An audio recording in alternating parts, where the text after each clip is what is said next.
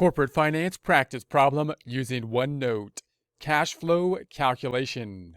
Get ready, it's time to take your chance with corporate finance. Here we are in OneNote. If you have access to OneNote, would like to follow along, you're not required to, but if would like to, we're in the icon left-hand side. We're going to be in the practice problems down in the 1211 cash flow calculation tab. Also note, when using OneNote, look at the immersive reader. Many of our presentations will be mirrored down in the text area.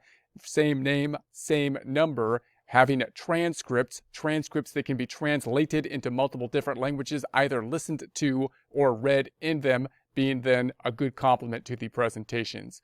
Closing out the icon up top, we have our information up top. We'll do our calculations down below. We're looking at cash flow calculations, not in terms of a statement of cash flow, generally just for the reporting purposes of it, but we want to keep in our mind the idea that we're thinking about putting money down in an investment type of situation that we're going to get a return on in the future. So if you're thinking about something for a long-term project, possibly investing in equipment or a new segment of the organization or something like that, long-term types of projects, one of the major considerations then is that when we put the initial investment down expecting a return in the future, is we buy capital assets which need to be capitalized oftentimes, resulting in depreciation. Depreciation then being an expense on an accounting system that will be taken different in a different time period as when the cash is paid oftentimes, which is very good for financial accounting usually, but is not usually what we want to do, or oftentimes not what we're looking for when we're looking at our return on investments and looking forward into the future. So we need to take that depreciation impact into consideration when we're looking into the future and trying to basically present value our calculations.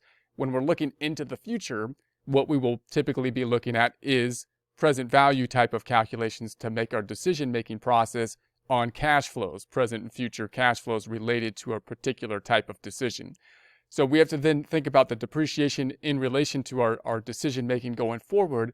And there is a cash flow impact in the future, even though depreciation is like a non-cash type of item, and that's because of taxes. So taxes will greatly complicate things, and we want to take into consideration what the tax implications will be with relation to depreciation.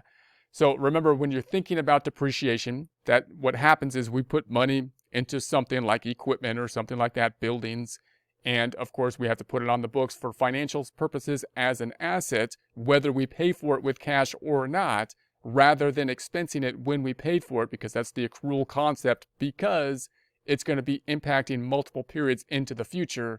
Therefore, we will allocate the cost of that to the periods that will be benefited, the future periods, instead of just expensing it when cash is paid or when the initial purchase took place.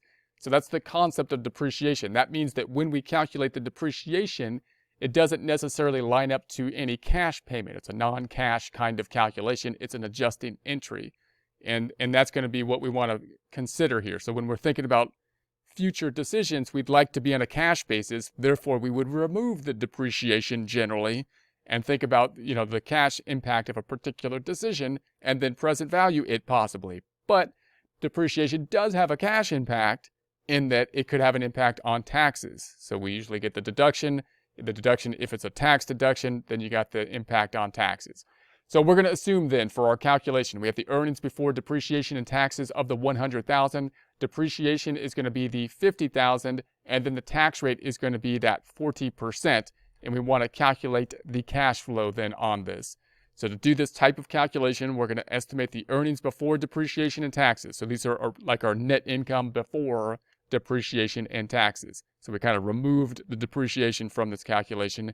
Then we're going to focus in on the depreciation so that we can add it, even though it's a non-cash item, which we would eliminate if we were thinking about a situation of just a cash flow, but we have to add it to take a look at the tax impact. Note that when you do this, you do have to consider, of course, in practice, what the tax law is in terms of what the depreciation will be, because it may differ than what is on the depreciation for the book purposes. So when we're trying to figure out the tax impact, you may have to make sure that you're understanding the deductibility of depreciation for the taxes.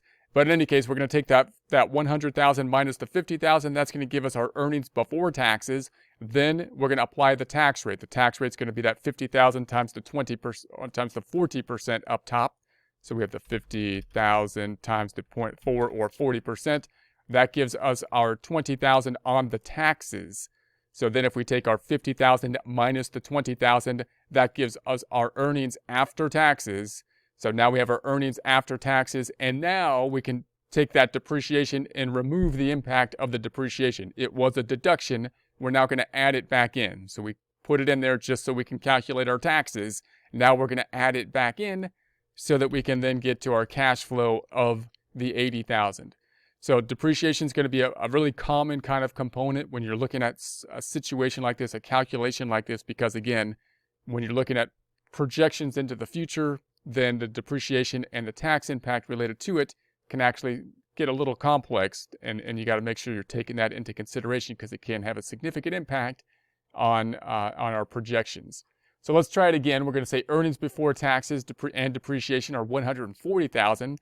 We're going to say the depreciation is 41,000, tax rate at the 35%. So same calculation. We're going to say, all right, well, if the earnings before depreciation and taxes are 140,000, not taking into consideration the depreciation, kind of like the net before depreciation, then we're going to add the depreciation so that we can then add or calculate the taxes on it. So we're going to say the 140,000 minus the 41,000. That brings our earnings before taxes to the 99,000. Then we're talking taxes, which is at the 35%. So if we take, of course, that 99,000 times the 0.35, we get to the 34,650.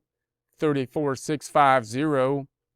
And then we can take the 99,000 minus the 34,650. It's going to give us the 61,550. Now we can add back the depreciation that we deducted before so that we can calculate the taxes, because the depreciation isn't actually an impact on the cash. So we're going to then take that 41,000, add it back to put it back in place. So now we got the 64,350 plus the 41,000 gives us the 105,350.